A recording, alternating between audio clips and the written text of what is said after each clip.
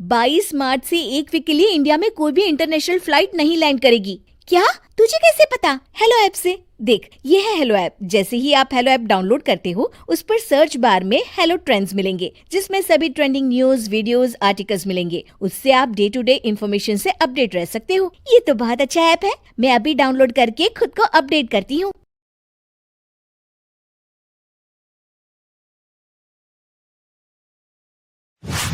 सुगंधा और उसकी सास कांता के बीच एक अजीब सी जंग रहती थी। ये जंग थी किचन में कौन ज्यादा अच्छा काम करेगा और घर के सदस्यों के दिल जीतेगा। और उनकी इस जंग में हमेशा कुर्बान होते थे उनके दोनों पति। कैसे? आइए देखते हैं इस किचन पॉलिटिक्स की कहानी में। एक दिन किचन में, माँ जी, आज मैं बना रही हूँ मेथी की सब्जी। इस खाने से घर वालों के पेट की सारी समस्या खत्म हो जाएगी।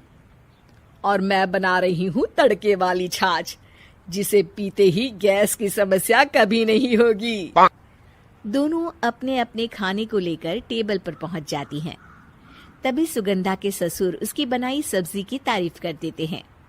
अरे वाह, मेथी की सब्जी भी बनी है, बड़ी ही स्वादिष्ट है। वाह बहू वाह। अरे बहू, लेकिन इसमें इतनी सारी मेथी बर्बाद करने की क्या जरूरत थी? देखिए माँ जी, ये तो वो मेथी है जो आप रात में भिगोकर सुबह उसका पानी पीती हैं, और जो मेथी फेंक देती हैं, उसी से मैंने ये सब्जी बनाई है। अरे वाह बहू, तुमने तो बड़ा ही समझदारी का काम किया। बस अब क्या था। कांता जी का तो मानो ये सुनकर खून ही सूख गया। वो फैसला कर लेती है कि किसी भी तरह वो अपने खाने की तारीफ लेकर ही रहेगी और सुगंधा को किचन में उसकी कमियां गिनाएगी। कांता फ्रिज खोलकर देख रही होती है और फिर सुगंधा से कहती है, अरे बहू, ये क्या, पूरा फ्रिज गंदा पड़ा है। तभी वहाँ सुगंधा का पति आ जाता है। वो सुगंधा को डांट कर कहता है, सुगंधा, तुम्हें कितनी बार कह रखा है कि वायरस फैल रहा है, साफ सफाई का पूरा ख्याल रखना है, लेकिन तुम किचन में इतनी गंदगी रखोगी तो कैसे चलेगा।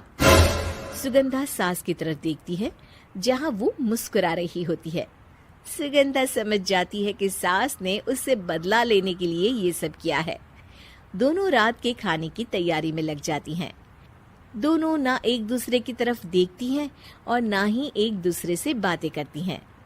रात को खाने की टेबल पर एक एक कर दोनों कई तरह के अलग अलग व्यंजन टेबल पर लगा देती हैं और अपने अपने पति के पास जाकर खड़ी हो जाती हैं। अरे खाइए जी खाइए, मैंने बड़ी मेहनत से बनाया है। प्लेट में वो खाना डालती हैं। सुगंधा भी दोनों की प्लेट में खाना डालते हुए कहती है, बड़ी ही मेहनत लगी है इस खाने को बनाने में। हाँ, दोनों को ना चाहते हुए भी सारा खाना खाना पड़ता है। कहीं दही तो कहीं मलाई तो कहीं मसाला। और इन सब के बाद दोनों बड़ी ही मुश्किल से अपने कमरे में सोने जाते हैं। लेकिन अगली सुबह सुगंधा का पति चिल्ला रहा होता है, हाय रे, हाय मेरा तो पेट खराब हो गया। हाय माँ, बहुत दर्द हो रहा है। तो वहीं कांता के कमरे से भी कुछ ऐसी ही आवाज आने लगती है। हे भगवान, इस सास बहू की लड़ाई हमारी जान लेकर रहेगी। जाओ कोई डॉक्टर को बुला कर लाओ। डॉक्टर आते हैं। दोनों को देखकर कांता और सुगंधा से कहती हैं, देखिए, आप दोनों इन्हें खाने में हल्का ही दीजिएगा। हो सके तो रात का खाना जल्दी खाया करे और वॉक किया करे। इतना कहकर डॉक्टर वहां से चले जाते हैं। जिसके बाद एक बार फिर से दोनों बहुएं किचन में जाती हैं और खाना बनाने में लग जाती हैं। रात में खाने के टेबल पर दोनों एक बार फिर से खाना लगाने लगती है। पापा जी, मैंने ये पतली मूंग की दाल की खिचड़ी के साथ ये पापड़ और पुदीने की चटनी भी बनाई है। अरे बहू, अभी अभी बेचारे पेट की बीमारी से गुजरे हैं।